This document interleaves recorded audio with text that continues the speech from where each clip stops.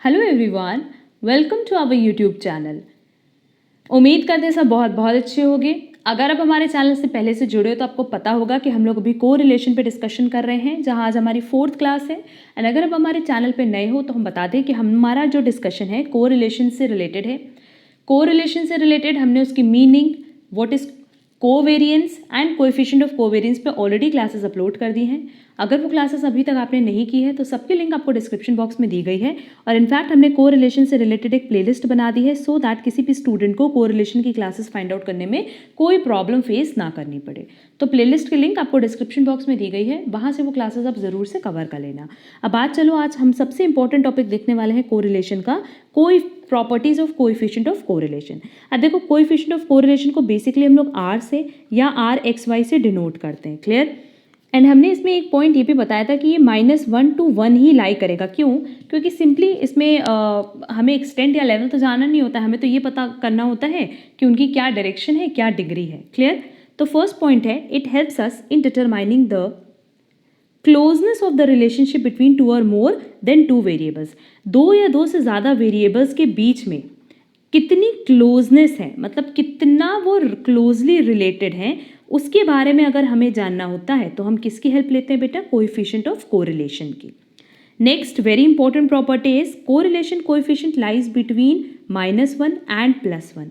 That is अगर हमसे कोई पूछे कि कोएफिशिएंट ऑफ कोरिलेशन कहाँ से कहाँ तक लाई करता है तो -1 से लेकर के 1, मतलब r की वैल्यू एग्जैक्ट -1 भी आ सकती है, एग्जैक्ट 1 भी आ सकती है, 0.75 भी आ सकती है, -0.75 भी आ सकती है। मतलब -1 से लेकर के 1 के बीच में लाई करेगी, 1 से ज़्यादा नहीं हो सकती और -1 से कम नहीं हो सकती। क्लियर? एंड अगेन इसको मगअप करने की ज़रूरत नहीं है, ये तो सिंपल सा रिलेशन यही बता रहा है कि कोएफिशिएंट ऑफ कोरिलेशन हमें हेल्प करता है ये जानने में कि वो पॉजिटिवली कोरिलेटेड है, नेगेटिवली कोरिलेटेड है या जीरो कोरिलेशन है। Clear? Next point, according to Carl Pearson, the R lies between two limits, that is +1 and -1. The correlation is perfect and positive अगर R exactly 1 आ रहा है, and perfect and negative है अगर R exactly -1 आ रहा है। अभी हमने बताया -0.75 भी आ सकता है तो +0.70 भी आ सकता है, ठीक है। बट अगर exactly R की वैल्यू 1 आ रही है तो ये क्या है? परफेक्ट भी है, पॉजिटिव भी है। और -1 exactly आ रही है तो परफेक्ट तो है बट नेगेटिव है। If r is equal to 0, then there is no correlation between the two variables and thus the variables are said to be independent. No doubt, अगर हम बोलें कि मेरे पास एक वेरिएबल वीट है और एक वेरिएबल शूज़ है तो क्या इनके बीच में किसी भी तरह का कोई रिलेशन हो सकता है? नहीं। तो इनके बीच में r की वैल्यू हमेशा क्या आएगी? 0। और r अगर 0 है तो ये क्या शो करता है कि ये दोनों ही वेरिएबल इंडिपेंडेंट है, दैट इज आपस में डिपेंडेंट नहीं है। बट अगर हम प्राइस और डिमांड की बात करें तो नो डाउट प्राइस और डिमांड किस तरह के वेरिएबल्स है? डिपेंडेंट। एक की वजह से दूसरा डिसाइड किया जा सकता है या दूसरा इन्फ्लुएंस होता है। क्लियर? तो ओवरऑल ये 3 पॉइंट इंपॉर्टेंट था कि अगर r इज इक्वल टू +1 है तो ये परफेक्ट पॉजिटिव है, r इज इक्वल टू -1 है तो ये परफेक्ट नेगेटिव है, and r is equal to 0 है तो यहाँ किसी भी तरह का कोई कोरिलेशन नहीं होगा। क्लियर?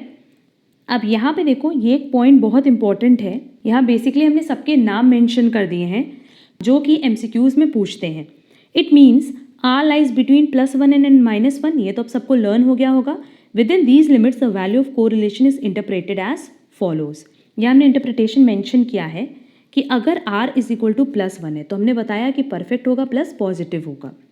अगर r 0.75 से बड़ा है बट 1 से छोटा है, मतलब चाहे 0.76 है, 0.86 है, 0.96 है, बट एग्जैक्टली 1 नहीं है और 0.75 से छोटा नहीं है, तो उस केस में हम ये मानते हैं कि हाई डिग्री है किसकी? पॉजिटिव कोरिलेशन, क्योंकि सब प्लस में है। क्लियर? नेक्स्ट, अगर r 0.50 से बड़ा है बट 0.75 से छोटा है तो moderate degree of positive correlation है, एंड अगर r 0 से बड़ा है बट 0.50 से छोटा है तो लो डिग्री ऑफ पॉजिटिव कोरिलेशन है। तो ये 3 डिग्री आपको याद रखनी है कि हाई डिग्री कब होती है? जब 0.75 से बड़ा हो बट 1 से छोटा हो। मॉडरेट कब होता है? जब 0.50 से बड़ा हो बट 0.75 से छोटा हो। एंड लो कब होगा? जब 0 से बड़ा हो पर 0.50 से छोटा हो। क्लियर? एंड अगर r is equal to exactly 0 है तो कोई कोरिलेशन होगा ही नहीं, जैसे अभी हमने एग्जाम्पल दिया था वीट एंड शूज़ का। नेक्स्ट, अब जस्ट उसका रिवर्स है, ठीक है। अब जस्ट यहाँ पे क्या है, वही चीज़ है जो हमने पॉजिटिव में पढ़ी, वही चीज़ अब नेगेटिव में पढ़ेंगे, बट सब जगह साइन क्या होगा, माइनस का। तो अगर हमारा आर -0.75 से छोटा है बट -1 से बड़ा है तो हाई डिग्री, अगर -0.50 से छोटा है बट -0.75 से बड़ा है तो मॉडरेट डिग्री, एंड अगर 0 से छोटा है बट -0.50 से बड़ा है तो लो डिग्री, और एग्जैक्टली -1 है तो परफेक्ट प्लस नेगेटिव। क्लियर?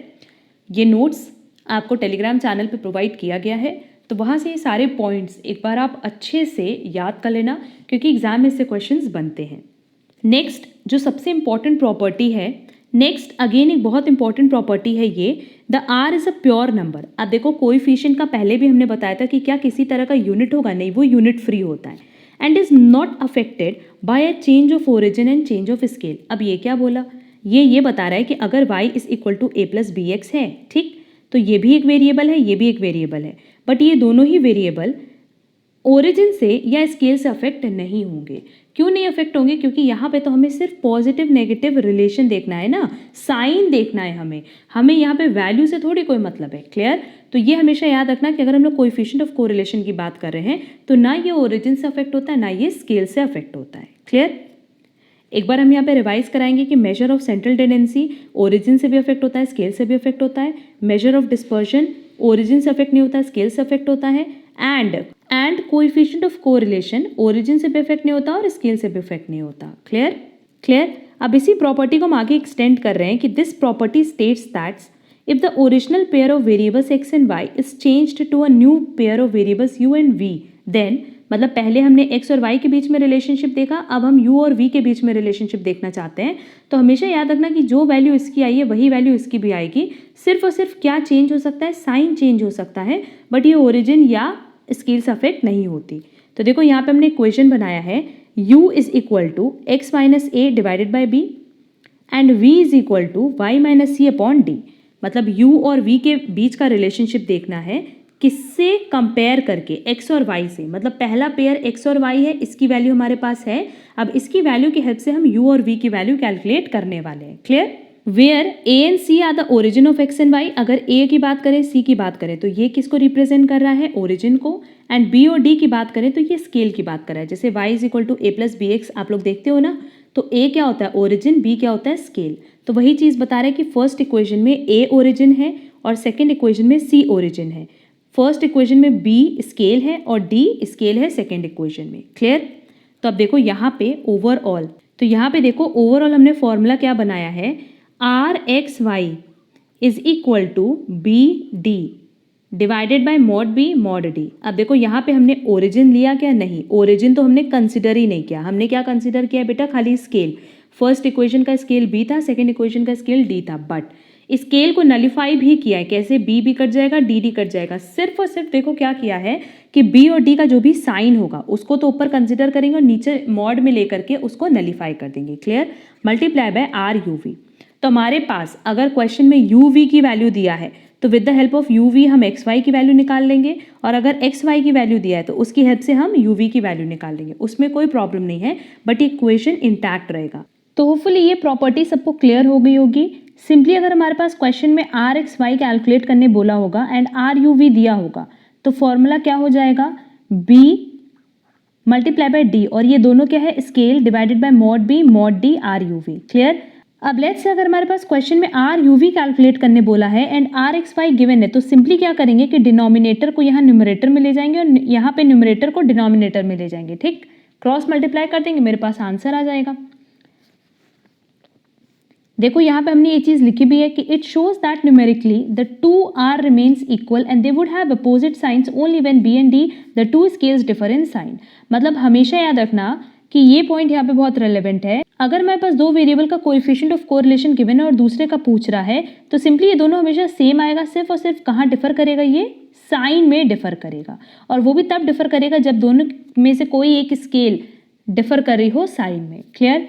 चलो अब हम लोग इस पर एक न्यूमेरिकल देख लेते हैं सो दैट ये पॉइंट आप लोगों का बिल्कुल क्लियर हो जाए। हमारे पास सबसे पहला न्यूमेरिकल है, देखो क्वेश्चन दिया है given that the r between r x y is 0.6, मतलब आर एक्स वाई हमारे पास दिया हुआ है 0.6। Write down the correlation coefficient between u and v where, तो क्वेश्चन में हमसे आर यू वी पूछा है और हमने ऊपर जो फॉर्मूला बताया था वो था to calculate r x y, बस उसका रिवर्स कर देंगे तो आर यू वी कैलकुलेट कर पाएंगे। क्लियर? क्वेश्चन नंबर 1 देख लेते हैं। फर्स्ट में सबसे पहले देखो जो हमारे पास इक्वेशन दिया है उसको कन्वर्ट कर लेते हैं। 2u is equal to 3x minus 4, और हम कह सकते हैं u is equal to 3/2x minus 4/2।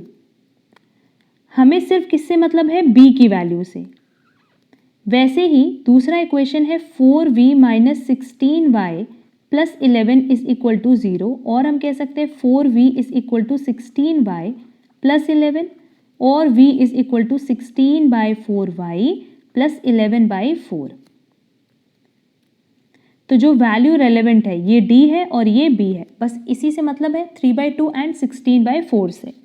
b हो गया हमारे पास 3/2 एंड d हो गया 16/4। अब क्या करेंगे? फॉर्मूले पे वैल्यू पुट कर देंगे। हमारे पास ऑलरेडी क्वेश्चन में आर एक्स वाई दिया हुआ था 0.6। अब देखो जो फॉर्मूला है, पहले हम फॉर्मूला लिख ले रहे हैं। R x y is equal to b multiply by d divided by mod b mod d multiply by r u v. Question में हमसे आर यू वी कैलकुलेट करने बोला है।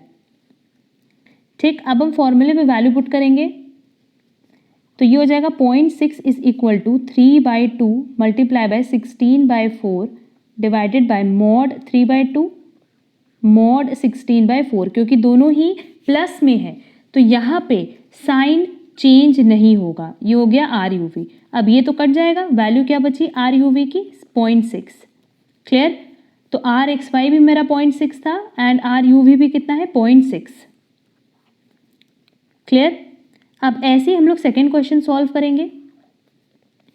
सेकेंड क्वेश्चन में देखो ये हो जाएगा 2u is equal to minus 3x minus 4, और हम कह सकते हैं u is equal to minus 3/2x minus 4/2। वैसे इस इक्वेशन को सॉल्व करेंगे तो ये हो जाएगा 4v is equal to 16y minus 11, और हम कह सकते हैं v is equal to 16/4y minus 11/4। Clear? अब फॉर्मूले पे वैल्यू पुट करो। आर एक्स वाई कितना है? अभी भी 0.6 है, इज इक्वल टू b कितना दिया है? माइनस 3/2, और d कितना दिया है? 16/4 divided by mod minus 3/2 mod 16/4 r u v. Clear? अब ये और ये कटेगा तो, बट यहाँ पे जब ये मॉड ओपन होगा तो ये साइन प्लस हो जाएगा, मतलब वैल्यू कितनी आ जाएगी आर यू वी की? माइनस 0.6। क्लियर? तो सिंपली हम लोग फॉर्मूले का एप्लीकेशन किए हैं, एंड क्योंकि हमें पता है कि वैल्यू ना तो ओरिजिन से अफेक्ट होती है ना स्केल से अफेक्ट होती है।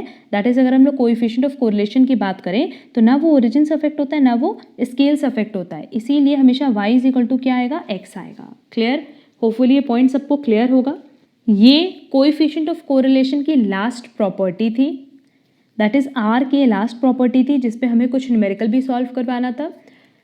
अब इन पे बहुत सारे क्वेश्चंस हमारे पास एमसीक्यू सेशन में है, बट वो जब हम एमसीक्यू सेशन अपलोड करेंगे तो वहाँ डिस्कस करेंगे। बट अगर आपको ये सारी प्रॉपर्टीज़ क्लियर है तो आपको कहीं पे भी कोई प्रॉब्लम फेस नहीं करनी पड़ेगी। उम्मीद करते हैं आप लोगों को आज का टॉपिक क्लियरली समझ आया होगा। अगर कोई भी प्रॉब्लम होगी किसी भी टॉपिक में तो आप कमेंट बॉक्स में कमेंट करके पूछ सकते हो।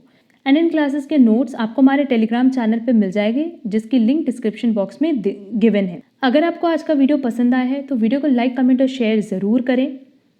एंड अगर आप हमारे चैनल पर नए हो तो चैनल सब्सक्राइब ज़रूर कर देना सो दैट आगे की क्लासेस की नोटिफिकेशन आपको टाइमली मिल पाए। हम लोग मिलेंगे हमारी नेक्स्ट क्लास में। आज के लिए बस इतना। Thank you so much.